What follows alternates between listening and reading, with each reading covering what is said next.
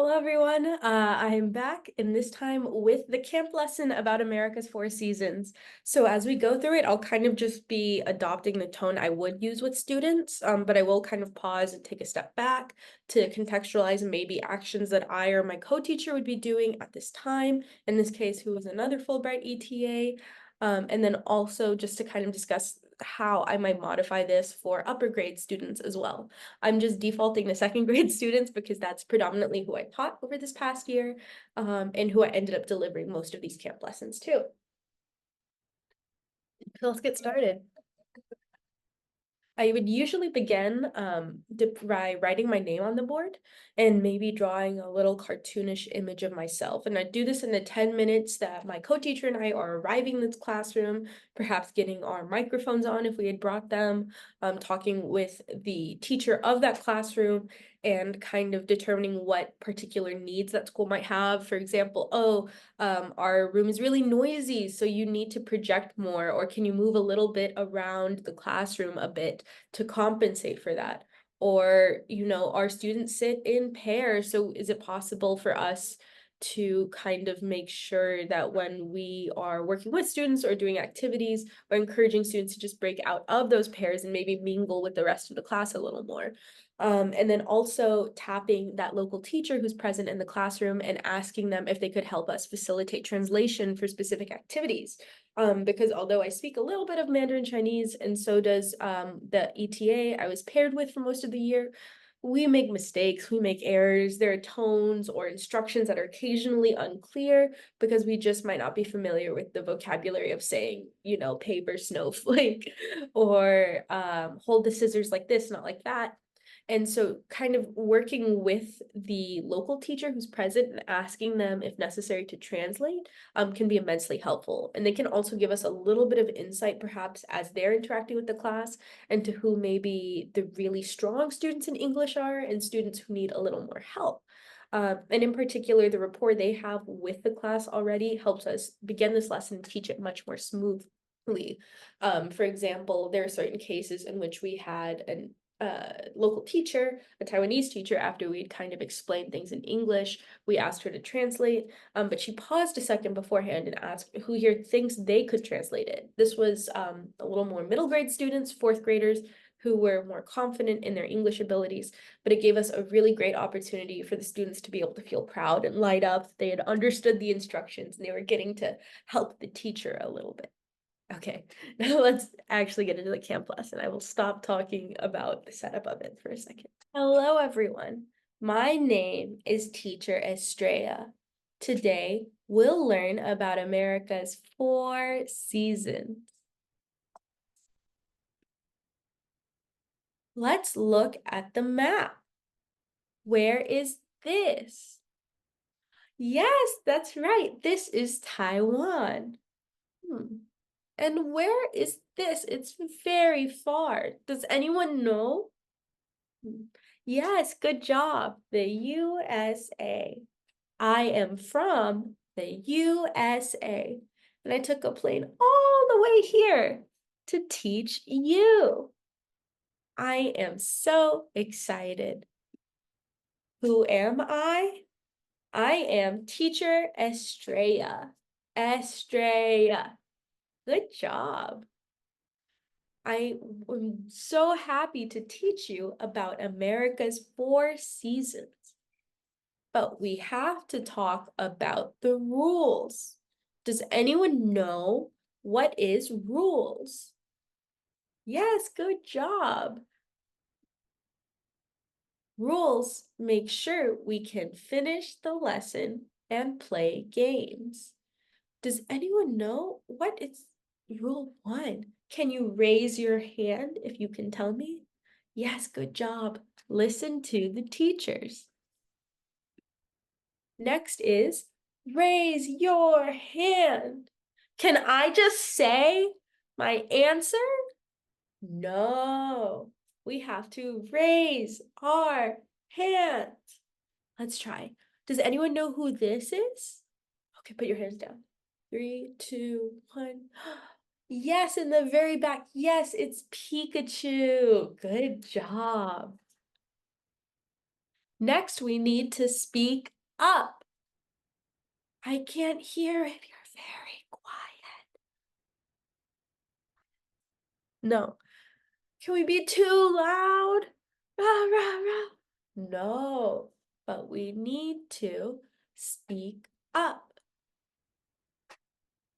We're going to dance and play games, but we need to be careful. We need to keep our hands to ourselves. Can I touch someone else? No.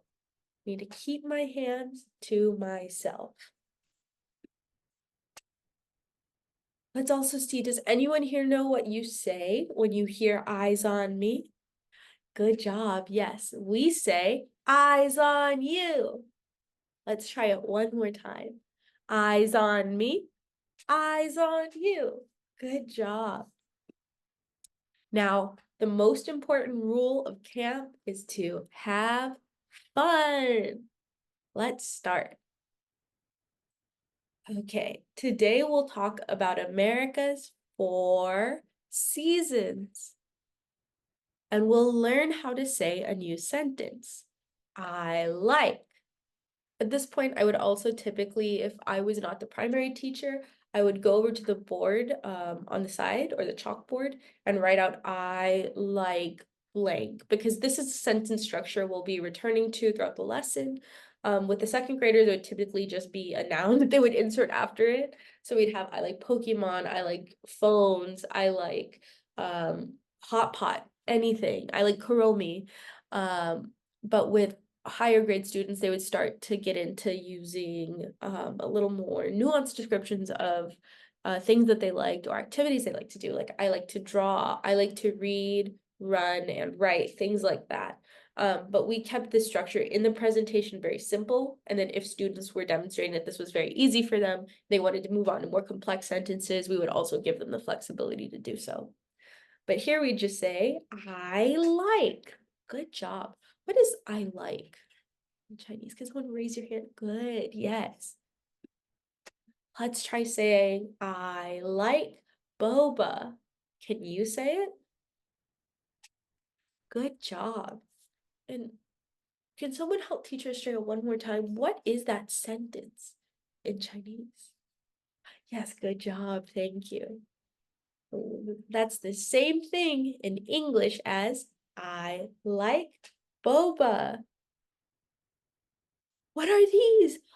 They're so cool. I like. Does anyone know? What is this? English is okay and Chinese is okay. Good, yeah. 香蕉. Or does anyone know the English name? Yes, thank you. Bananas. Let's all say it again. I like bananas. Good job. What else do you like? I like Pokemon. Does anyone else like Pokemon? Can you raise your hand? Good job. Let's listen. What else do we like? Thank you. She likes sports. Thank you, thank you. What else? What else? Oh, he likes strawberries. Very good. And we might continue this depending on classroom engagement. If students are really getting fired up and they're introducing new vocabulary word, I kind of let this go on a little longer. Or if the students seem really shy, we'll just abbreviate it and maybe have myself and another Fulbrighter drop 2 or 3 more examples, and perhaps ask the local teacher for some help with translating the instructions to the kids if this part isn't connecting for them. But we can kind of play with this based on the tone of the class and how interested they are in engaging with it. Great. Today we'll learn about seasons. Good job. Does anyone know what is a season? Can you raise your hand if you can tell me? Good. A season is A. Yes, thank you. So,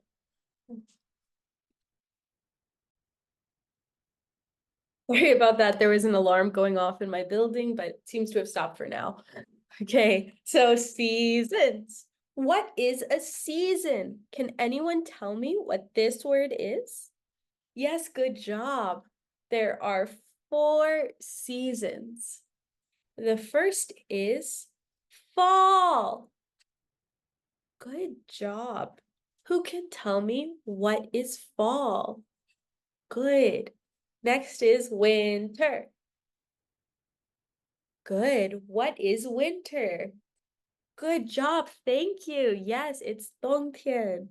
I might maybe throw that in too if the class seems really responsive to hearing just a little bit of Chinese, or if maybe it's clear that some of the students just really are confused. You can, of course, pick up their chatter if they're saying things like, what? Like, I don't understand. Then we'll start mixing in a little more of the Chinese. Or in some cases with higher grade students, we just whip through this super quickly. But I'm just kind of trying to adopt a medium pace between those two. Next is spring. Good job. What is spring? Yes, that's right. It's 春天. Oh, and what's number 4? It's this season.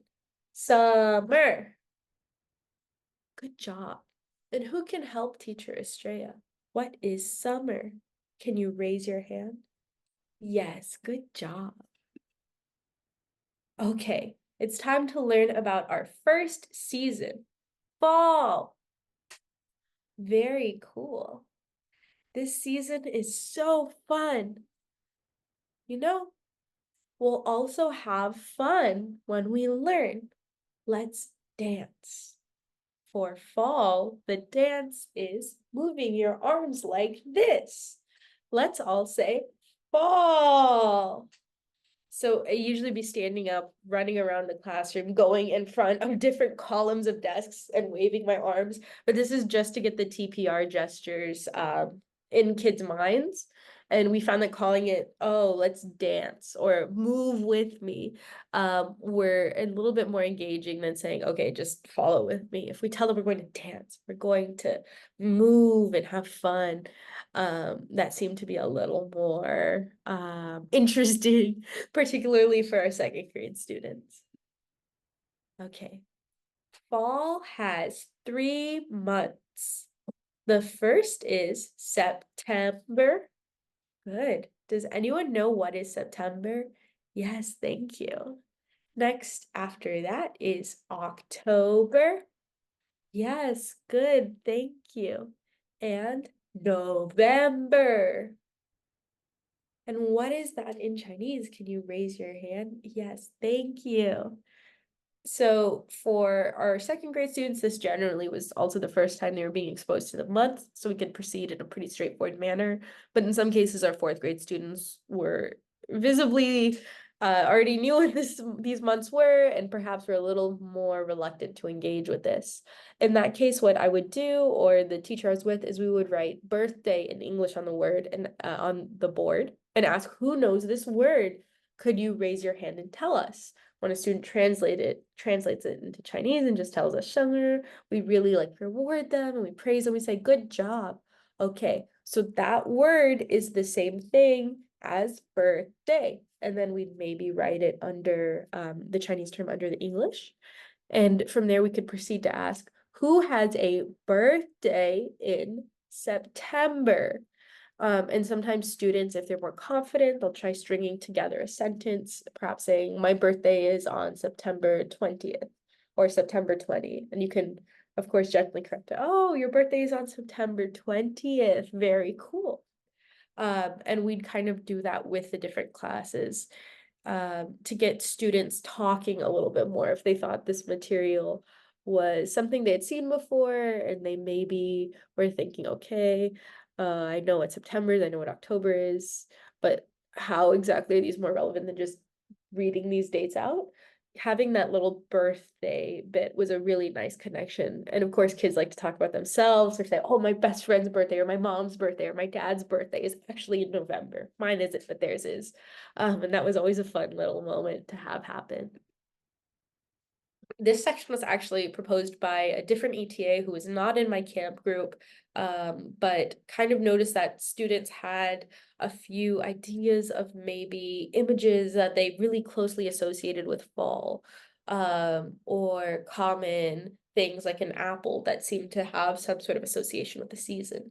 So what we do here is we allow students to maybe respond a little more freely if they are more familiar with the seasons or different vocabulary terms.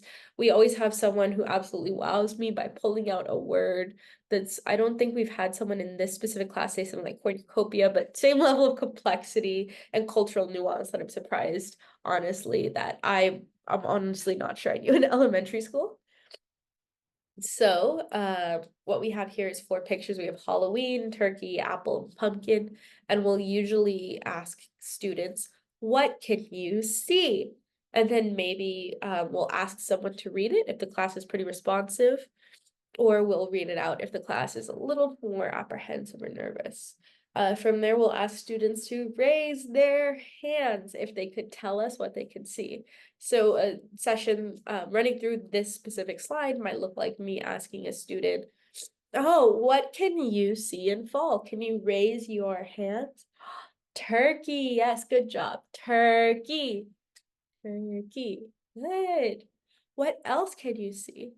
Oh yeah, and the apple, apple. Good job. What else can you see? Can you raise your hand? Oh, nangua. What is nangua in English? Can someone help me? Can you raise your hand? Yes, good job. That is pumpkin. Great. And what is this holiday? This is a little hard. Who knows? Can you raise your hand? Yes, good job. 万圣节. Yes, good job. 万圣节. What is that in English? Who knows? Can someone raise your hand? That word is a little hard. It's Halloween. Good job. From there, we'd move on to this I like structure that we had introduced earlier in the lesson and ask students to try using that with some of the words. So while I would be teaching this section, the ETA I worked with would be writing out apple, pumpkin, Halloween, turkey on the board under the section that said I like. And if we could, we'd switch chalk colors for different seasons, so there's a little bit more of a visual differentiation. But overall, even just having these words up on the board makes it easier to cue students. And in some of the activities later, makes it really easy if they remember, oh, I like pumpkins and I want to talk about that, to look at the board and not need to necessarily ask us to go back through the slides or ask us to come by and help them spell a word if it's something that we've previously taught through. Okay, this is our second bit of TPR. Here, you'd say, okay, this is fall. Can you dance with me? Fall. Good job. And in fall, I can see this. What is this? It is a leaf. Good job. One more time. Leaf. And what is leaf? In Chinese, if Teacher Estrella doesn't know, can you raise your hand? Good, yes, thank you.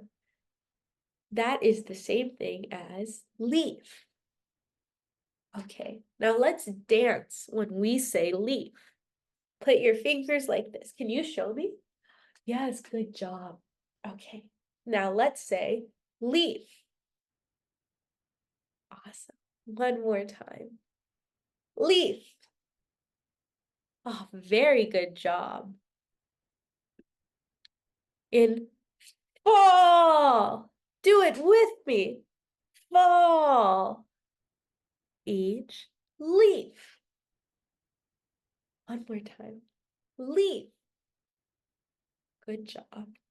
Changes color. Huh. There are so many colors. What do you see? Can you raise your hand? Yes, thank you. There's green. Yes, good job. Red. Kwanzaa. What is that? What is this color? Can someone else help me? Yes, yellow. Thank you. Hmm. And there's one more color here. It's between orange, or it's between yellow and red. What is it? It's a little hard. Hmm. Yes, good job. Orange. In fall, each leaf changes color. I can see green, I can see yellow, I can see orange, and I can see red. In fall, it is also very windy. Good job. What is windy? Yes, thank you. Okay, let's say it again. Windy. Thank you. Now let's move when we say it. Windy. Good job. Okay, now let's review.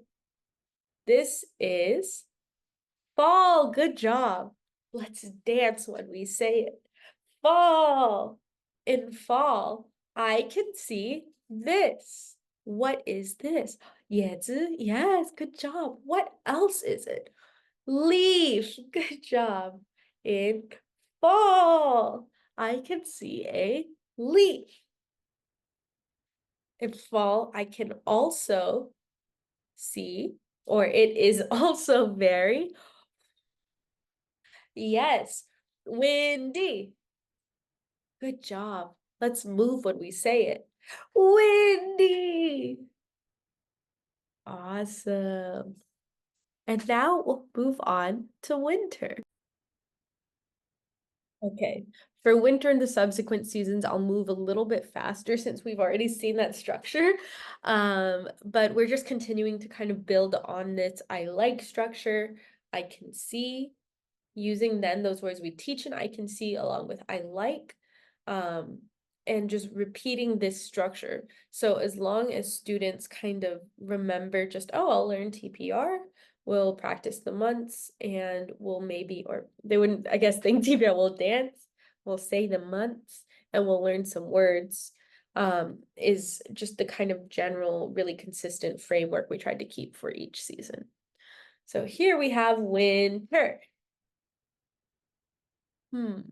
Winter has 3 months. They are December. Good, yes, and that's the month in Chinese. January.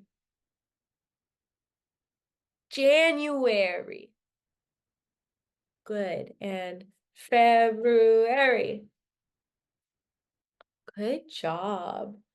Who can help me practice the months? What is this? Yes, and that's the same as, good job, December. What month is this? Yes, thank you. And what is it in English? Good. January. What is this? Yes, good job. And what is February? Yes, very good job.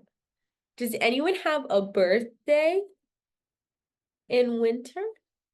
Yes. Oh, her birthday is February 5th. Good job.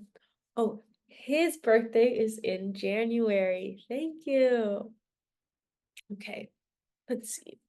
What can you see in winter? Oh no. And so at certain times this would happen. I would also forget to prompt the TPR. So for winter, we would do this kind of a gesture of just being cold. So I might say, oh, dance with me, winter. Ooh, winter. Good job. And then we might ask students, what can you see in winter? Yes, I can see Santa Claus, a penguin, a snowman. Yes, good job. And a snowflake. Oh, so many things. Yeah, I can see a ski. Yeah, that's something else we could see. And so with words like that, maybe also that are more complex that students are supplying, those would not be copied onto the board, but we'd still just kind of praise and repeat the word just so that way we are including that student and remain making sure they remain engaged, and then also just having that word said out. In certain cases, maybe if they're saying something that's very complex for their grade level, or let's say perhaps even, oh, some word that students might not know, like snowboard. I might say, oh, yes. And what is snowboard in Chinese? Yes, thank you. That is the same thing as whatever word they had just said. I realize that's a blank spot that I also don't know how to translate snowboard. Then we'd move on to saying, oh, I like. What do you like? Oh, I like penguins. I like snowman. I like Santa Claus. I like snowflake. These gestures were not repeating, but the students loved getting to do their little penguin walks, or kind of just move along with us absentmindedly, even if they're just listening passively and are just moving their hands a little bit around. Oh, in winter, it is very snowy. What is snowy? Yes, good job. Let's dance when we say it. Snowy. Good job. In winter, I can also see a snowflake. Good job. What is snowflake? Yes. And let's dance when we say it. Snowflake. Thank you. So in winter, good job. It is very snowy. Okay, I want to see everyone dance. Come up, stand up, stand up. Okay, let's do it together. Snowy. Good job. It's also in winter, I can also see a 雪花. Yes.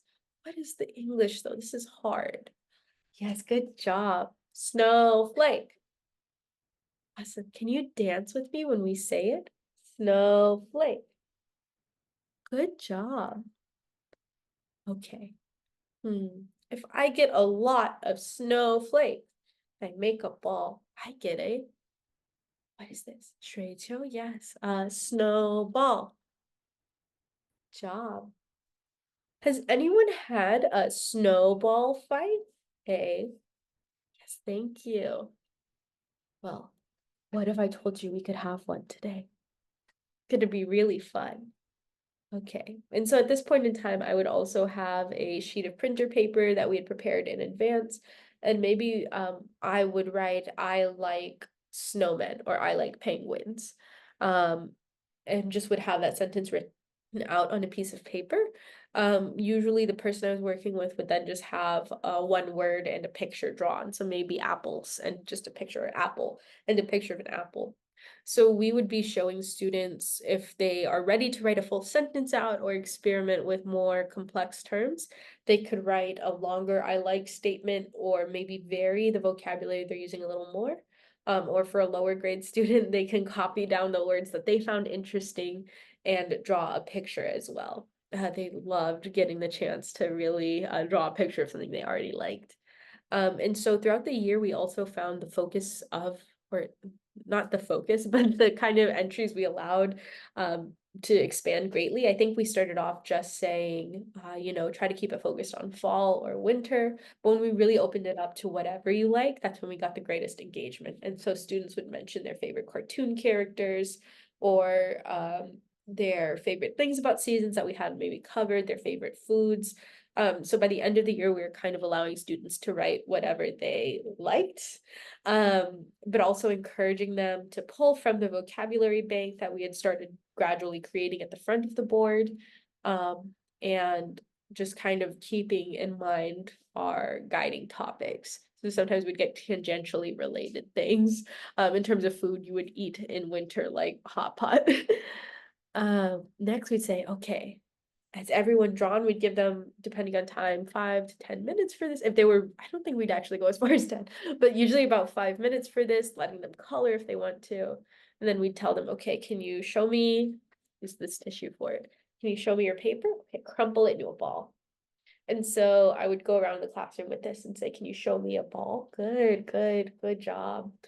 Some students really did not want to crumple up their paper. In those cases, we tell them, okay, that's totally fine. Would you be okay not getting to do the snowball fight? And if they say yes, and they really just want to hang on to their drawing, we'd let them do that. But overall, the snowball fight was a big enough appeal that it got most, if not all of our students, taking part in it. Okay. And we throw it too. We'd say, can I throw it like this? No. Can I throw it like this? No. I have to be careful and throw low. We would also have a section here. We'd usually ask for translation help from the teacher, and just kind of remind students that they couldn't pick up their own snowballs. So the teacher I was working with and I would pretend to drop our own snowballs and pick it up. And we'd be like, is that fun? No. We would toss our snowballs to each other, pick each other's up and say, oh, is this fun? The students would engage with it. We then get their translation. And so we're just kind of instructing them one more time to not pick up their own snowballs and to introduce a bit of variety into the game. After we have the snowball throw, we would pause for a little bit of a break. And so next activity I'll kind of go through quickly. We have a flexible Simon Says game. So in some cases, students are very confident in their English, maybe have whipped through the rest of the material very quickly. And Simon Says is a really good review game for them because we can play it relatively straightforward, particularly if they have experience playing it, where if they hear a word, they're not prompted by Simon Says, they sit down. But sometimes with lower grade students, if they're like, what is that? What even is 老师说, like, could you explain further? We kind of just use this as a fancy TPR session where we're asking students to stand up and move with us, but we're really not strictly enforcing the penalties of the game. It all just depends on the age of the students and their English levels. And there are certain cases in which students have really gotten this, or they've really loved playing Lao Shi Shuo with other teachers. And so even though they maybe might not have the same listening ability, they really love this game and are willing to do whatever to play it. So we'll just go through the regular terms that we just taught. Winter, snowflake, snowy, fall, leaf, and windy. So these initial entries all have color-coded text under them to help students remember the terms. But then after that, it goes to just images. And I would keep the first set, I think, relatively straightforward, just kind of repeating that gesture, in particular, because there's no letters and cueing here. This could be snowy, I guess, if a student isn't familiar with the nuances between snow and snowy, but I would do an exaggerated TPR gesture to kind of indicate, oh, this is winter specifically. This is windy specifically. And then, leaf, also relatively straightforward. But if we had a class that's whipping through these, they know snowy, they know leaf, snowflake, it's all easy for them. I would start trying to fake them out a little. For example, this is fall, but I might do a different gesture just for an incorrect season. I might go, teacher says fall or something like that. And that's a little bit more difficult, particularly if the students aren't as comfortable, or it might be very confusing for them if these are words they're hearing for the first time. But for the students that seem to have like a really good grasp of the differences between seasons, that's another way just kind of to add to this game and perhaps make it a little more complicated and add in some additional material if we're kind of going through the regular lesson plan a little quickly. I will skip past these and take us to spring. Spring, we also had this gesture for, which we have a lovely little rabbit performing as well. We could say spring has 3 months, March. Yes. April. Oh, sorry, I shouldn't do that actually because that's off with the month counting system. I say we have March, April, and May. And in this case, I didn't do it, but I might, again, if the class is going through this really fast, I might not necessarily ask them to call and repeat the name in Chinese as well. If they seem like their months are down, they've got that down pat. I would keep doing that very simple repetition of introducing the month name in English, repeating it with them, asking them the month name in Chinese, and repeating it in English once again if maybe they are younger students or they're just less familiar with the different months' names in English. And in a case where I'm just gliding through this in English, I might also ask who has a birthday in spring? Who has a birthday in March? Raise your hands. Good, put them down. Who has a birthday in April? Good, put them down. Who has a birthday in May? Good, thank you. Put your hand down. And we'd continue to what can you see in spring? Flowers, a bird, strawberries, a bee. Bzz. And here, once again, we would write these on the board, although we don't have an activity that's as directly connected. As the snowball, we're doing more of a drawing-based than writing-based activity for the latter half of this lesson. It's still good just to have that kind of word bank present and allow students to build on it and begin associating these images with the English word. We return to I like flowers, I like bird, I like strawberry, I like bees.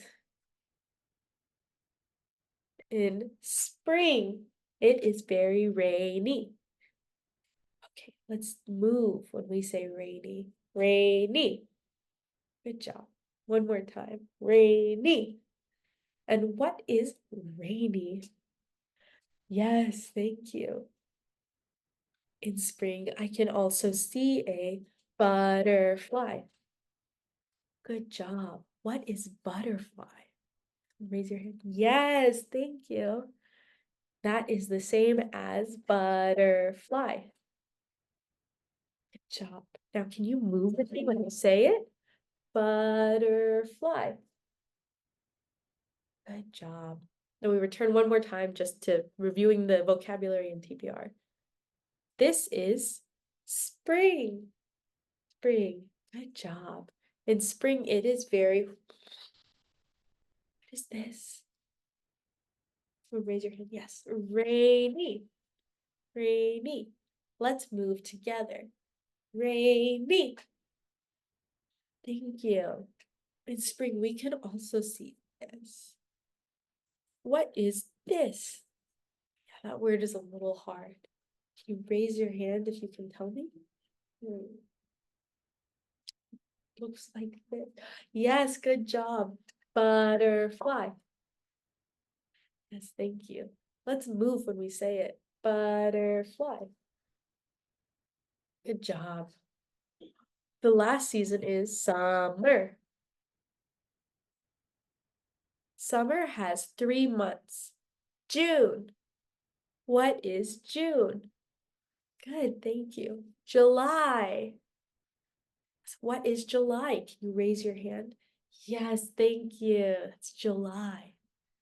Next is August. What is August? Can you raise your hand? Yes, thank you. That's August. Okay. Does anyone have a birthday in June? Thank you. You can put your hand down. Thank you. Yes, great. Wow, we have so many birthdays in June. Does anyone have a birthday in July? Oh, me too. Oh, his birthday is July 10th. Very cool. My birthday is in July too. Okay, it's down. Next is August. Who has a birthday in August? Yes, good job. Her birthday is August 13th. Okay. What can you see in summer? Once again, I forgot to prompt with that gesture, but as long as I'm introducing it here before the other nouns, I kind of just try to work, or not nouns, sorry, other vocabulary terms, I'm trying to work it in just naturally. Oh no, we need to dance for summer too. So let's say summer. Good job. What can you see in summer? Yes, I can see a mango. I can see yo-yo. Yes, that's right. Does anyone know the English? Can you raise your hand? Yes, swimming. I can see a fish. Thank you. Good job. And I can eat. What is this? Can you raise your hand? Big Tilly? Yes. What is that? Ice cream. Thank you. Let's practice I like one last time. I like. I like mangoes. I like swimming. I like fish.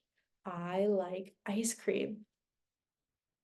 We can also say sunny. Here, we would say, in summer, the sun is always out. It is very sunny. Good job. Let's move when we say it. Sunny. What is sunny in Chinese? Yes, good job. In summer, we have a special drink. We have a lemon, yes, thank you, and sugar, and we put them together. What do they make? Yes, lemonade. What is lemonade? Good, thank you. Let's practice one last time. This season is summer.